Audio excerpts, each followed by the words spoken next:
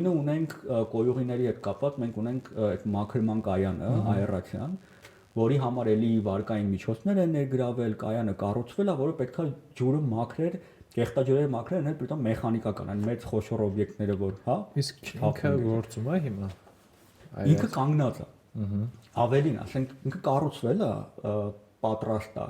բայց արդեն 10 տարի է համարյա չի շահագործվում, որովհետեւ երբեք իր կառուցումից հետո այդ այրացիայի կայանը չի շահագործվում։ Իսկ մոտավոր ինչքան է կազմել այդ 16 միլիոնի վարկային ծրագիր է $16 Ֆրանսիայի կառավարությունից, այնտեղ կարծեմ ինչ-որ դրամաշնորհային կոմպոնենտ էլ ա եղել, բայց 16 միլիոն, այսինքն սա մի բան է, որի համար մենք այսինքն $16 միլիոն մենք,